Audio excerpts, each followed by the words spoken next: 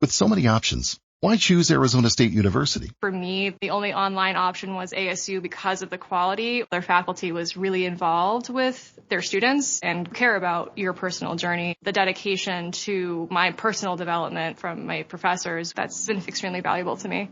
Earn your degree from the nation's most innovative university. Online. That's a degree better. Explore more than 350-plus undergraduate, graduate, and certificate programs at asuonline.asu.edu.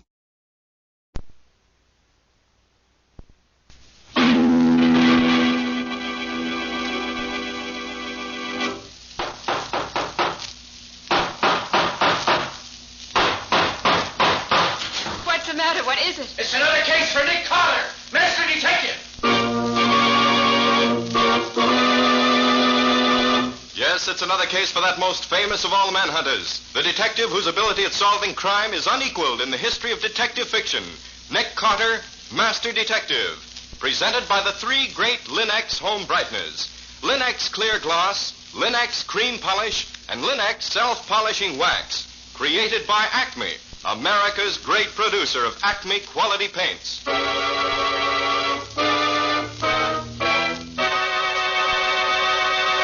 Today's curious adventure, Monkey sees murder. Or Nick Carter and the mystery of the Peruvian red mark. In just a moment, we'll hear how Nick Carter solved the mystery of the Peruvian red mark with the aid of Professor Ben Toole's stuffed monkey. But first, a word about good housekeeping. Millions of women have wisely come to depend upon Chemtone, the miracle wall finish.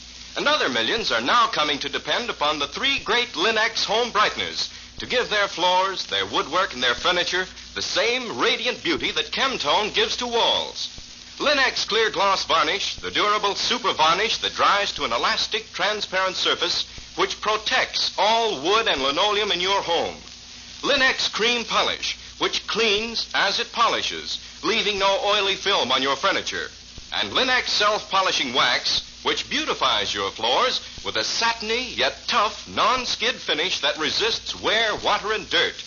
You'll find the three great Linex home brighteners at your hardware, paint, or department store. Your headquarters also for Chemtone, the miracle wall finish. And now for today's mysterious adventure with Nick Carter. As we pick up our story for today, we find Nick packing his bag in preparation for a trip to Boston. Patsy is supervising the job. But do you think you ought to go to Boston with that cold, Nick? Well, I'd much rather stay home, Patsy, but I feel that Professor Coleman really needs my help. How do you happen to know this Professor Coleman?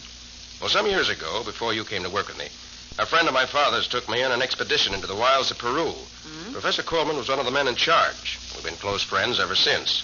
Where's that letter you got from him? Right here. Thanks. Dear Carter, is there a chance of your getting up this way? I should like to discuss with you a most delicate problem which has suddenly come up, one which is driving me out of my mind. I've tried to write it, but without success.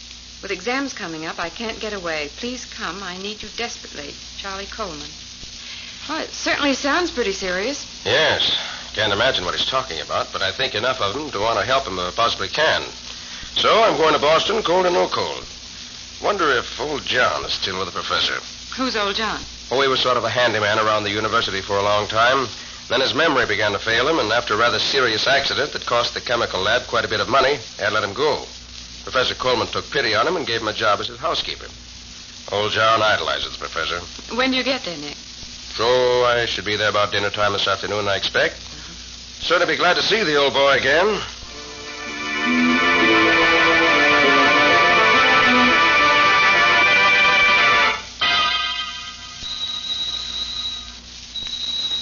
Suppose I should have phoned before coming. Stupid of me. Door's open. Not even latched. That's odd. Anyone home? You here, Professor? Hello? Well, guess I might as well go in and wait for him. Professor! What on earth? Shot. Right through the head. Not long ago. John! John! Well, obviously, it's a case for the police. Operator. Police headquarters, please. Police headquarters. Yes, sir. Who's there? Oh, it's you, John. Yes, sir. Oh, how are you, Mr. Carter? Police headquarters, Sergeant Donnelly speaking. This is Nick Carter, Sergeant. I want to report that Professor Coleman of 4873 Beacon Street has been murdered. I just found the body. Don't leave the house. I'll have someone up there right away. I'll wait. Goodbye. Did I hear you saying on the phone that he was dead? Yes. Where have you been, John? Well, I've been out. Yes, I know, but where? Well, he said for me to go over to Logness Hall to a lecture. He ain't really dead, is he? You're just saying that, ain't you? He told you to go out. Why? Well, I don't know. Maybe he was expecting company. He told me to go. Whom was he expecting, John? Well, I don't know. Maybe the man who was here twice already asking for him. The man who looks kind of like the professor himself. I see. John, tell me, do you know anyone who would want to kill the professor? Oh, no, sir. No, indeed. Well, what about this man who looks like him, who came here twice, you say? Oh, he just came. The professor was out each time, so he went away. Did he leave his name? No, sir, he didn't. Just looked sad and went away. You told Professor Coleman about this man, didn't you? Oh, yes, sir. Yes. And what did he say when you told him? Well, he seemed sort of troubled, sir. He kept asking me what the man looked like and what he said and what he did and all like that. You think the professor was afraid? Well, I don't know. Maybe a little. Oh, I'll go let him in, Mr. Carter. All right, men, wait here. I'm Captain Jeffrey, Police Department. You the man who phoned us? Yes, I'm Nick Carter, an old friend of the professor's.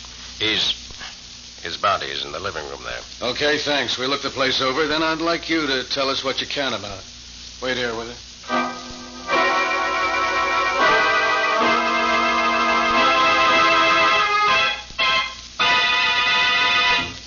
And you say you've known Coleman for years? Yes, ever since we went on that Peruvian expedition together. I only stayed there a few months, but Benjamin Toole, the head of the expedition, and most of the others stayed on until their work was finished. Well, Mr. Carter, if there's nothing else you can tell us, we'll be getting back to headquarters. You're going to be in the city for a while? Yes, at least until this is cleared up. Where'll you be? I imagine Ben Toole will want me to stay with him when he knows I'm in town. He generally does. I see. You can get me there if you want me.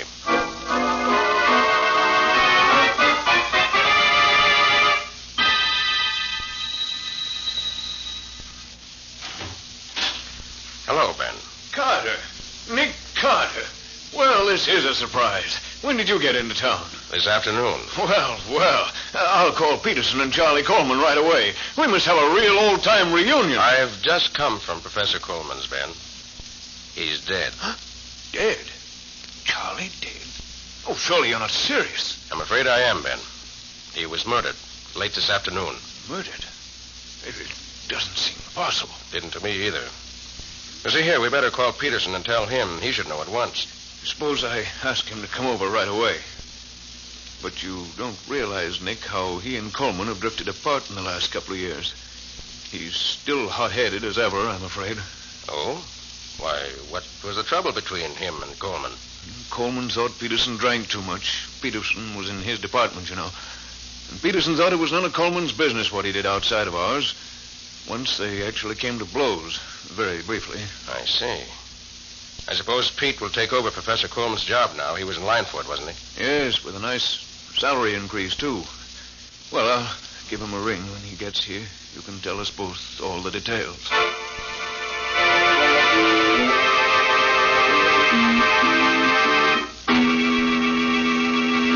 And that's all I can tell you. I don't suppose, Peterson, that you have any more idea than Ben does what the problem was that Coleman wanted to discuss with me. Not the slightest, Carter. You and I were scarcely on as intimate terms as that. Of course, I'm sorry that he's dead, but I don't expect to go into mourning for him. We're all sorry he's dead. He was a good man and a good scientist. Yeah, I've got to be running along. I have work to do. Nice to have seen you, Carter. Now, wait a minute, Peterson. Let's drink a toast to Coleman's memory before you go. No, thanks. I've stopped drinking. Since when? This stuff was beginning to get me. I was beginning to do things without knowing it. You've changed, Peterson. Things like that didn't used to worry you. Yes, I know. Guess I'm getting older. Well, good night. I'll see you again if you stay around a few days, Nick. I'll let you out if you must never go. Never mind, Ben. I know my way around here. Good night. You'll stay here with me, of course, Nick. We're glad to, Ben. Rather hoped you'd ask me. Before we turn in, I'd like to show you the work I've been doing. My book on the expedition, you know. Oh, yes. How's it coming along? Nearly finished at last. It's been a terrific job to correlate all that material that we gathered in that year in Peru. It's not the money I'm after, you know. It's recognition. Recognition for all those months and years of hard work and perseverance. I'm getting old, you know, and I may not have... What is it, Ben? Look here. All over my manuscript. These red marks. Oh, what do they mean? You know what this is, don't you? The mark that's scrolled all over these papers? Why, it looks like a big red letter F. Is it? After you left the expedition and went back to New York, we found one of our head guides murdered in his tent one morning. And on his face and all over the walls of the tent, written in his blood, was the same symbol. The natives told us it was a message, a warning, a promise of death. But who in the world could have... I don't know. I don't understand it at all. First Charlie Coleman murdered, and now this. Oh, what can it mean? I don't know, Ben. But the best thing to do right now is call the police. It's undoubtedly linked to Charlie Coleman's death some way.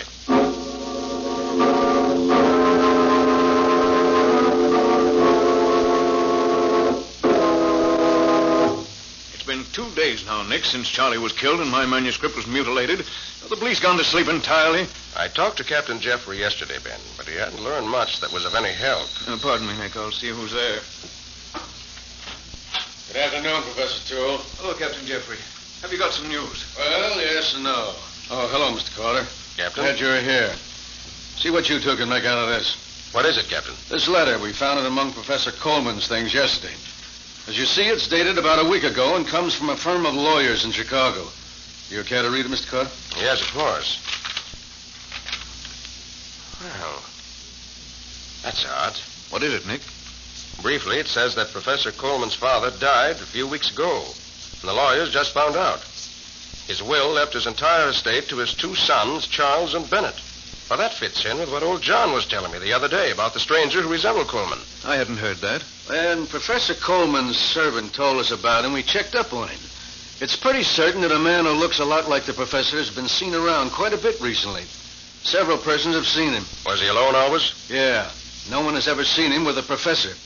Did you read the rest of the letter? Yes. Goes on to say, Ben, that if one brother only survives, he shall have all the money. But the letter says the lawyers have had no word about Bennett's whereabouts for over 5 years. They want to know if the professor could help them. The surviving brother gets the whole estate? That's it. Then maybe this stranger was Bennett. And maybe he killed Charlie so that he'd be the surviving brother. Or perhaps they had an argument over the money and the professor was killed in a quarrel. Did you know about his brother, Ben? Yes. Charlie told me a long time ago. But he swore me to secrecy. But after what's happened, I think I better tell you.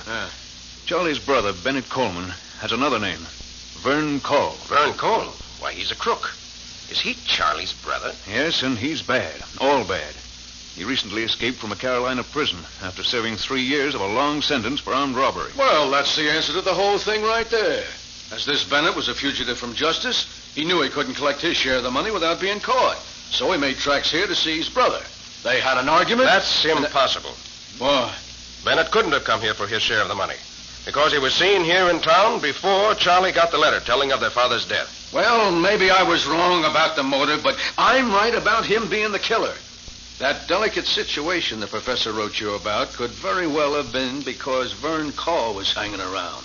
And that would have been very delicate for a professor in a college like this. You make it sound very simple, Captain. Well, it is simple, so why complicate it? Our job right now is to find Vern Call. I'll get out an alarm for him immediately.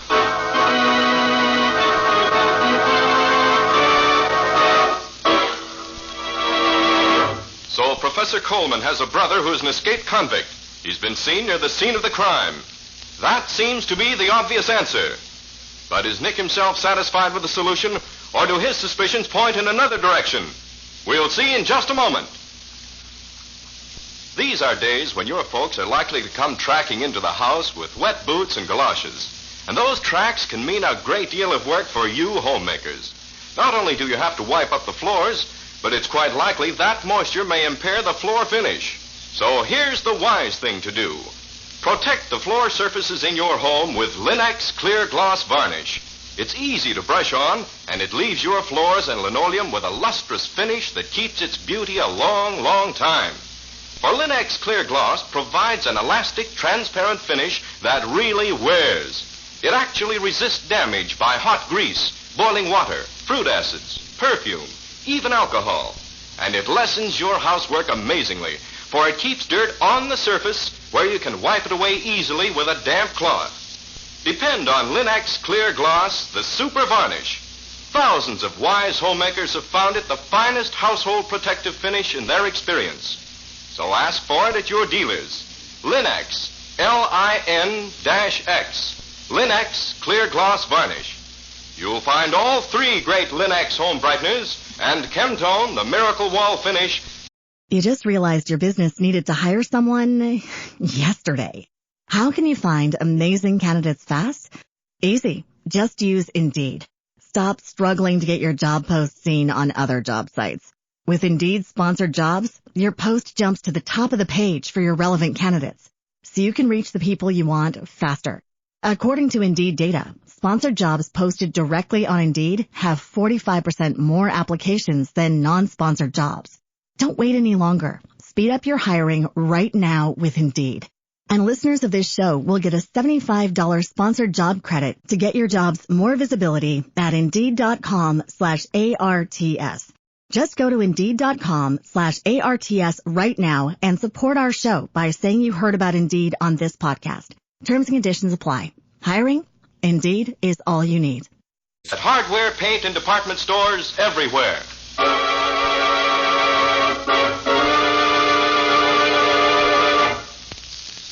Now, back to our story. As we pick up our story, it's about 10 o'clock in the evening. Nick and Professor Ben Toole are sitting in the professor's study. I think I'll turn in, Ben, if you don't mind.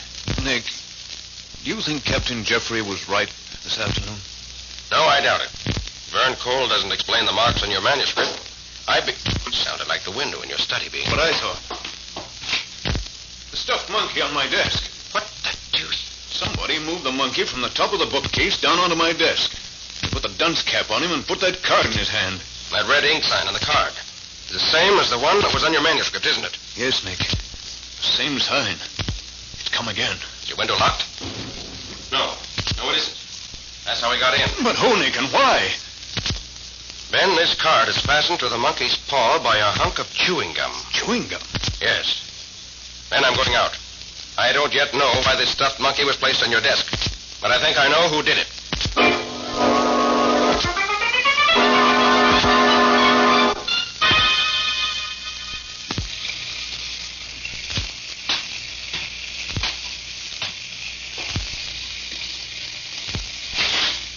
I've been waiting for you, Nick. Come in quick, you're soaking wet. Peterson was here. Just left a few moments ago. I phoned him to come over after you went out. Ben, old John Dyson was murdered tonight. Old John, murdered? Yes, shot. Same as the professor was. I knew it. I could feel it in the air. How did you happen to go there? Chewing gum that fastened that card to the monkey's paw was scented with clove. And old John chews clove-flavored gum all the time. You're soaked through, Nick. You already have a bad cold. Would you like some coffee? Peterson and I had some. There's a little left. It's still quite hot. Yes, I think I would, Ben. I feel pretty down just now. Let me hang my coat up. But, Nick, what's back of all this? Vern Cole surely wouldn't have any reason to kill old John, too. I wish I could answer that, Ben. I have a general idea of what's going on, but I can't make it sound sensible. Second cup of coffee was just what I needed. I think if you don't mind, Nick, I'll go to bed. I'm all in. Certainly, Ben. Run along. I'll sit here for a while and finish my coffee and try to think things out.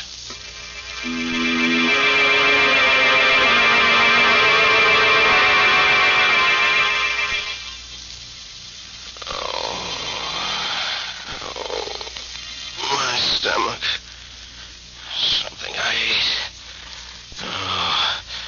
Or drank. Coffee. That poisoned coffee. I gotta find something and get rid of it. Get my stomach emptied out. I've got to get rid of it.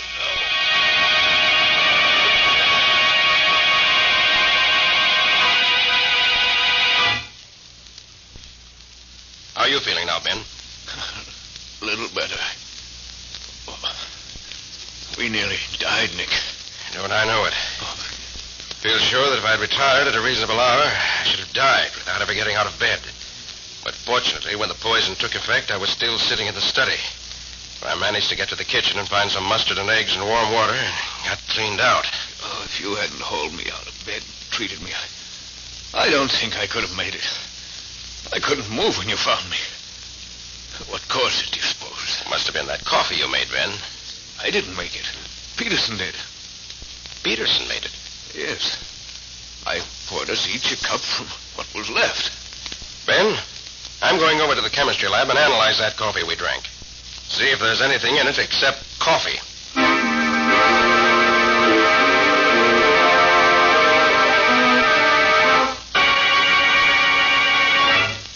You found there was arsenic in the coffee left in your cup, Carter?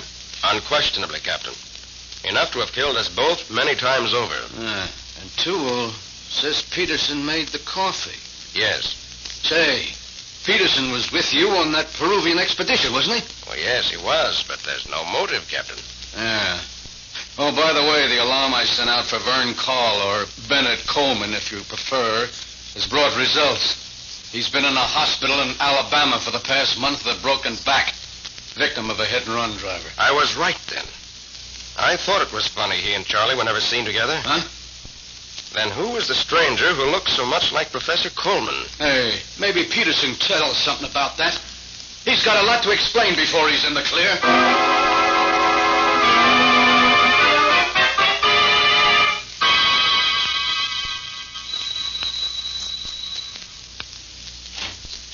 Oh, Captain, come in. I just got here myself. What's this all about, Carter? Why did you want me to meet you here at Professor Coleman's residence? A hunch, Captain Jeffrey. Yeah? See, it's like this. After I left you this morning, I got to thinking. And suddenly things began to fall into place. That was when I called you and asked you to meet me here. I need one more piece of evidence, and I hope we'll find it here. What are you going to do, Carter? I want to go through old John Dyson's things. May take time, but I feel sure it'll be worth it.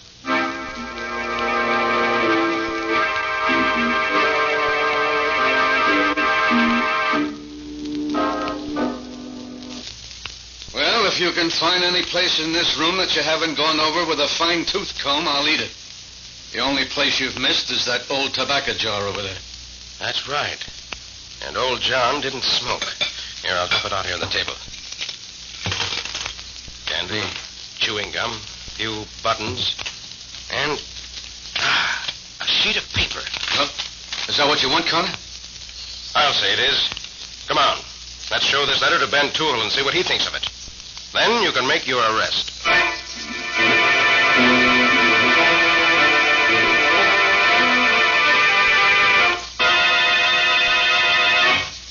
This is Ben's room.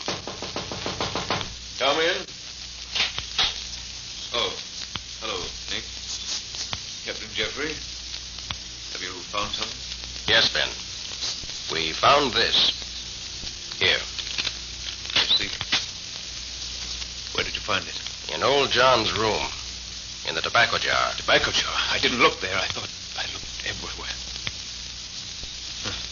Even at the murder, I was a failure.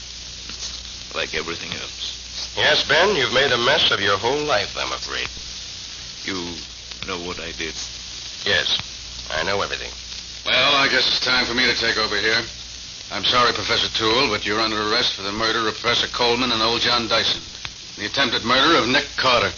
I'm sorry, Nick. I've always liked you.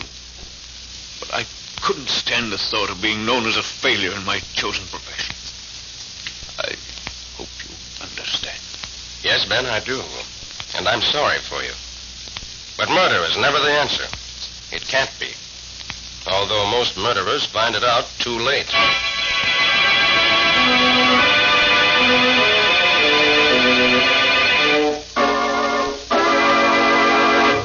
Well, go on, Nick. You gave Professor Toole a letter to read. What did it say? It was a letter from Professor Coleman to me. One he wrote to me, but never sent. But what did it say? It was that he, Professor Coleman, had suddenly learned that the whole affair of the expedition to Peru was a colossal fake. What? Engineered by men who made a small fortune by selling us supplies and renting us the Indians we used as guides and porters. It was a gigantic frame-up, with fossils and other relics planted for us to find. Gee. It was done by men who knew the subject well enough to fool everyone at the time. And Coleman says it was only very recently that he accidentally discovered it. He investigated further and found that it was true. Ben Toole was writing his life's work on the basis of a fake lot of evidence. Ben must have known it, of course, but must have decided to go through with it rather than admit the truth. Gosh, what a terrible thing it would be to find that the biggest thing in your life was phony. Exactly, Patsy. So terrible that when Ben found Coleman knew, he resolved to kill him before he could tell anyone. So he made himself up to look like Coleman and hoped to be taken for his brother. But they were never seen together. That was my first clue. Oh? Then, having set the stage that way, and knowing that the brother, being an escaped convict, could not appear to defend himself, he killed Coleman. But, Nick, what about that red Indian sign on Professor Toole's manuscript? They weren't Indian marks at all, Patsy. They were plain, everyday F's. F? Ben never flunked a student except for cheating. And then always put a big red F on the paper. Oh? Well, old John found the letter Coleman wrote to me and didn't send, realized what it was, and kept it to torment Ben with. He hated Ben because Ben was one of those who had old John fired from the college after the accident in the chem lab. And he marked the manuscript himself to show he knew Ben was cheating. Oh, he must have hated him to do a thing like that. He did. And putting the dunce cap on the stuffed monkey and putting the card in his paw with the big red F on it was his way of rubbing it in. But he gave himself away with the clove-scented gum he used. And when I left Ben's house to go see old John, Ben knew where I was going and beat me to it. And, of course, poisoning the coffee was the really fatal mistake. You mean because you didn't die? No. Because he put a lot of poison in my cup, and only enough in his own to make him slightly ill. He drank the whole cup and was only barely sick, while I drank only a little of mine and nearly died. Oh, I see. So the poison couldn't have been in the coffee. It was put in the cups themselves when I went to put my coat away. And what was that delicate problem that Professor Coleman wanted to put up to you? Oh, Patsy, don't you see that yet? Well, I'm afraid not. Should I know? Well, I think so. Coleman simply wanted to consult with me as to whether he should tell the truth about Ben and his expedition, or let Ben get away with it. If he hadn't learned the truth about the expedition, he'd still be alive, and so would old John. And Professor Toole wouldn't be waiting for his execution. Very true, Patsy. Sometimes the things we learn by accident are the most important things in our lives.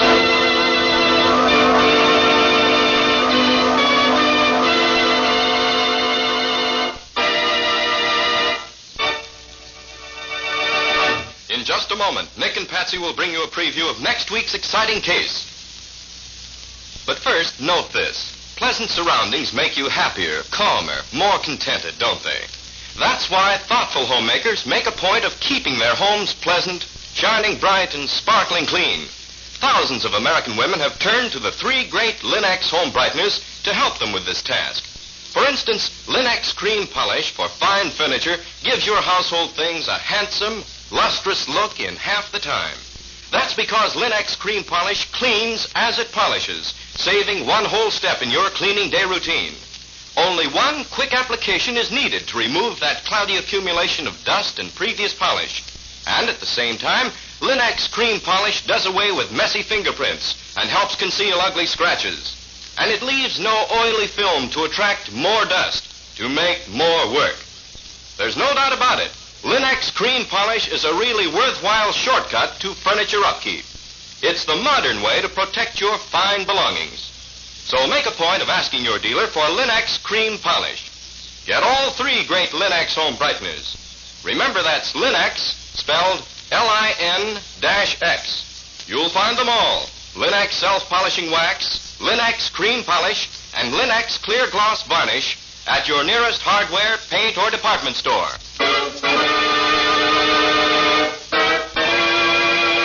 And now let's hear from Nick Carter himself. What's the subject of your story for next week, Nick? It's about a fire, Ken. A fire that started mysteriously in a button factory in the dead of night. But what interested Nick was that a girl was found, bound and gagged and burned to death on the top floor of the factory. Yes, Ken, it was not only first-degree arson. It was first-degree murder. Sounds good. What's the title of the story? I call it Murder by Fire. Or the Mystery of the Midnight Alarm. No more for now. Join us again next week for one of the most exciting stories in a long time. So long. So long, everybody. And so long to you both. We'll be looking forward to seeing you again next week.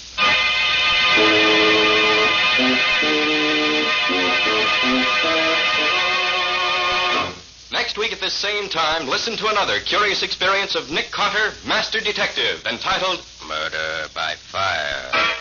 Or Nick Carter and the Mystery of the Midnight Alarm. Nick Carter, Master Detective, is featured in Street and Smith magazines. Lon Clark is starred as Nick with Helen Choate as Patsy. Original music is played by Lou White, and the programs are written and directed by Jock McGregor. Nick Carter, Master Detective, is presented each week at this same time and over these same stations by the three great Linex home brighteners. Linex Clear Gloss Varnish, Linex Cream Polish, and Linex Self-Polishing Wax. Created by Acme, America's great producer of Acme fine quality paints. This is Ken Powell speaking for the thousands of Linex dealers all over America and saying so long until next week. This is Mutual.